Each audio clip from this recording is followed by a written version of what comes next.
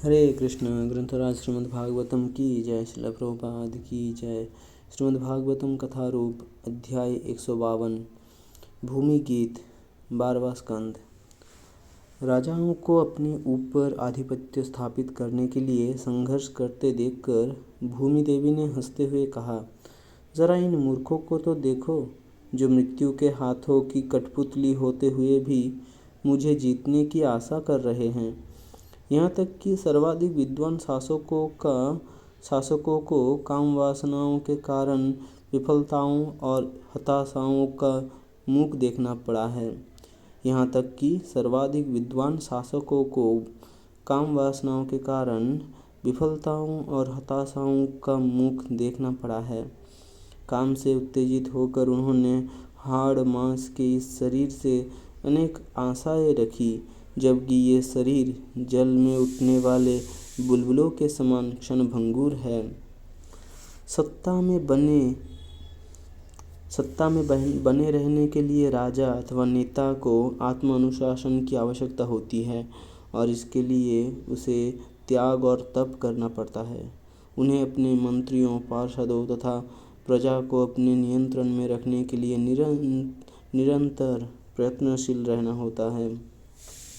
उनके मन अनेकानेक अपेक्षाओं से भरे होते हैं, यहाँ तक कि वे पूरी पृथ्वी को अपनी मुट्ठी में करने के सपने देखते हैं, परंतु वे अपने पास खड़ी मृत्यु को नहीं देख पाते। ये मूर्ख राजनेता देखते हैं कि बड़े बड़े लोगों को भी निस्सहाय होकर ये संसार छोड़ने के लिए बाध्य होना पड़ता है, परंतु फिर भी वे मुझे जीतने के लिए एक दूसरे से युद्ध करते हैं। राज शक्ति की प्यास बुझाने के लिए पिता पुत्रों का और भाई भाई का विरोधी बन जाता है। ऐसे नेता एक दूसरे को चुनौती देते हुए कहते हैं, अरे मूर्ख, ये भूमि मेरी है, तुम्हारी नहीं। इस प्रकार एक दूसरे पर आक्रमण करके वे मर जाते हैं। श्रीमद्भागवतम में महान राजाओं की अनेक कथाएं हैं।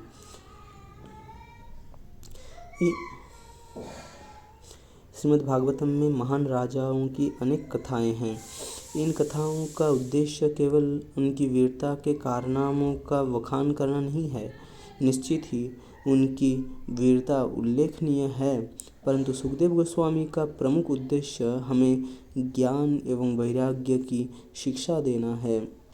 महाराज परीक्षित ने कहा, हे महर्षि, कलियुग के मनुष्य स्वयं को इस युग की गंदगी से कैसे दूर रख सकते हैं? कृपया मुझे इस युग के विशेष गुण भी बताएं। सुखदेव गोस्वामी ने कहा, हे राजन, सत्ययुग में धर्म अपने 4 पैरों पर खड़ा था। वे पैर हैं सत्य, दया, तपस्या और दान अथवा स्वच्छता। सामान्यतया सत्ययुग के लोग आत्मसंतुष्ट, दयालु, सभी के मित्र, शांत, गंभीर तथा सहनशील होते हैं।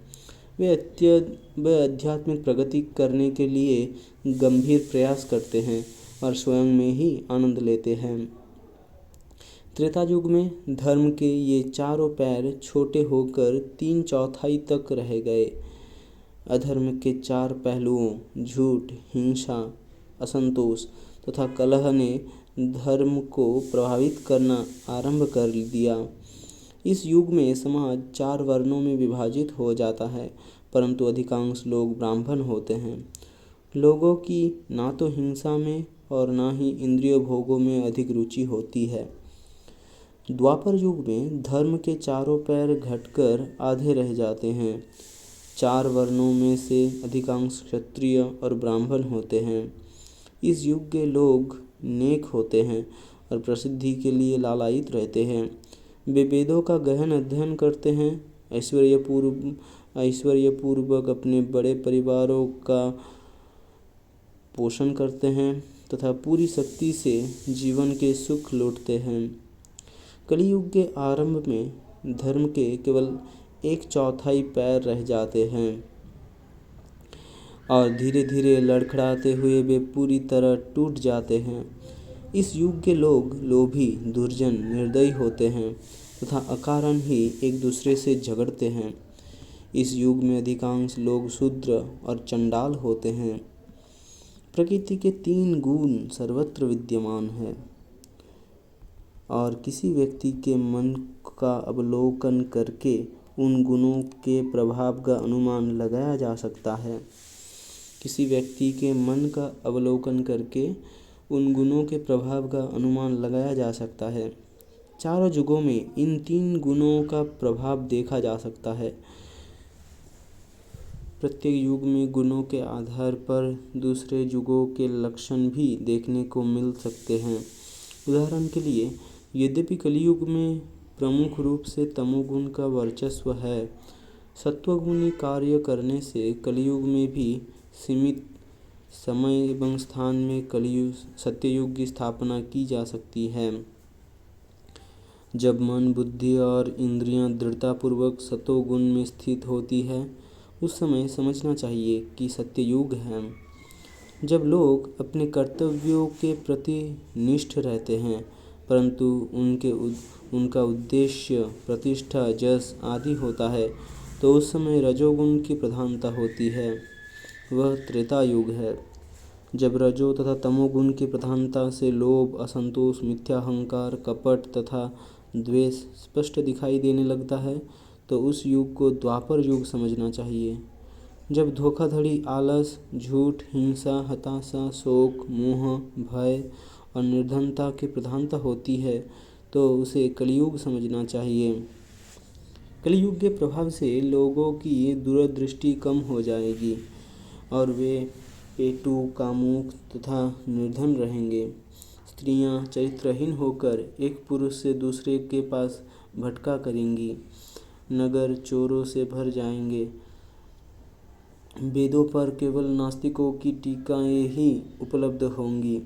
राजनेता प्रजा का रक्षण नहीं, भक्षण करेंगे और तथाकथित ब्राह्मण और पंडित केवल अपने पेट और जननांगों की संतुष्टि के लिए कार्य करेंगे। ब्रह्मचारी अपने वचनों को नहीं निभा पाएंगे और सामान्यतया अस्वच्छ रहा करेंगे। गृहस्थ दानशील नहीं रहेंगे, अपितु स्वयं दूसरों से भिक्षा मांगेंगे। वानप्रस्थ अपने गांव को छोड़कर नहीं जाएंगे और सन्यासी धन संपत्ति के लोभी हो जाएंगे। स्त्रियों का कद छोटा हो जाएगा, वे अत्यधिक खाया करेंगी और मोटी रहेंगी। वे अपने बच्चों की देखभाल नहीं कर पाएंगी और लज्जाहीन हो जाएंगी। उनकी वाणी कर्कश तथा व्यवहार कपटपूर्ण हो जाएगा। व्यापारी लोग जनता को धोखा देकर धन कमाएंगे और लोग किसी भी प्रकार के घृणित अथवा भयानक व्यवसाय करने में संकोच नहीं करेंगे। सेवक धन विहीन स्वामी को छोड़ देंगे, चाहे उनका चरित्र कितना भी उदाहरणीय क्यों न हो। स्वामी अक्षम सेवक को छोड़ देगा, चाहे अनेक पीढ़ियों से वो उसकी सेवा क्यों न कर रहा हो। जैसे ही गाय दूध देना बंद करेंगी, उन्हें बाहर छोड़ दिया जाएगा अथवा कसाई घर भेज दिया जाएगा। पुरुष स्त्रियों द्वारा नियंत्रित होंगे और फलस्वरूप स्त्रैण बनकर अपने परिवार की उपेक्षा करेंगे। शूद्र पुरुष तपस्या का आडंबर रचकर और सन्यासियों की वेशभूषा पहनकर अपनी जीविका कमाएंगे। यद्यपि उन्हें सच्चे धर्म का कोई ज्ञान नहीं होगा, फिर भी वे ऊंचे आसनों पर बैठकर आध्यात्मिक विषयों पर धारा प्रवाह भाषण देने का स्वांग रचेंगे। कलियुग में लोगों के मन सदैव अशांत रहेंगे। अकाल तथा भूखमरी के कारण जनसंख्या का बड़ा हिस्सा दुर्बल तथा क्षीणकाय रहेगा। सरकार द्वारा लगाए गए अत्यधिक करों से पीड़ित अनेक लोगों के पास संभोग करने के लिए भी उपयुक्त स्थान नहीं होगा। उनके पास स्वयं को सजाने के लिए आभूषण नहीं होंगे और धीरे धीरे वे भूत पिशाच जैसे दिखने लगेंगे। कलियुग में चंद सिक्कों के लिए लोग एक दूसरे के शत्रु बन जाएंगे। छोटे मोटे झगड़ों में वे स्वयं अपनी अथवा अपने परिजनों की हत्या करने के लिए तैयार रहेंगे। लोग अपने बूढ़े माता पिता, पत्नियों तथा बच्चों की उचित देखभाल नहीं करेंगे। पतित होकर उनके जीवन का लक्ष्य केवल पेट भरना और संभोग करना रह जाएगा। लोगों की बुद्धि में नास्तिकवाद भरा होगा और भगवान के लिए किए जाने वाले यज्ञ प्राय बंद हो जाएंगे। यद्यपि सृष्टि के महान देवता भगवान के चरण कमलों में शीश नवाते हैं, परंतु कलियुग के क्षुद्र और अभागे मनुष्य ऐसा नहीं करेंगे। अक्सर मरणासन्न व्यक्ति बहुत भयभीत होता है, उसका गला रूंध जाता है और वह कठिनाई से कुछ शब्द ही बोल पाता है। ऐसी अवस्था में यदि वो भगवान के नामों का कीर्तन करे तो वह समस्त पापों से मुक्त होकर भगवत धाम लौट सकता है। परंतु ऐसी उत्तम सुविधा होने पर भी कलियुग के लोग भगवान का भजन नहीं करेंगे। यदि कोई व्यक्ति सच्चे मन से भगवान की महिमाओं को सुनता, गाता अथवा उनका स्मरण करता है, भगवान उसके हृदय में सहस्रों जन्मों से संचित मल को नष्ट कर देते हैं। इसलिए हे राजन, अपनी पूरी क्षमता से अपना चित्त भगवान पर केंद्रित करने का प्रयास करो। इस ध्यान द्वारा मृत्यु के समय तुम निश्चित ही परम गति को प्राप्त करोगे।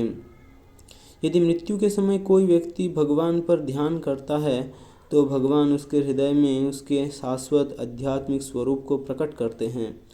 यद्यपि ये कलियुग दोषों का सागर है, परंतु इसमें एक अच्छा गुण है। केवल भगवान श्री कृष्ण के नामों का कीर्तन से व्यक्ति समस्त भौतिक बंधनों से मुक्त होकर भगवत धाम लौट सकता है। हरि बोल। केवल भगवान श्री कृष्ण के नामों का कीर्तन से व्यक्ति समस्त भौतिक बंधनों से मुक्त होकर भगवत धाम लौट सकता है। जिस लक्ष्य को सत्ययुग में ध्यान द्वारा, त्रेता युग में यज्ञ द्वारा और द्वापर में भगवान के चरण कमलों की सेवा द्वारा प्राप्त किया जाता था, उसे कलियुग में केवल भगवान के नाम संकीर्तन द्वारा प्राप्त किया जा सकता है। हरि हरि बोल। हरे कृष्ण कृष्ण कृष्ण हरे हरे, हरे राम राम राम हरे हरे। हरे कृष्ण।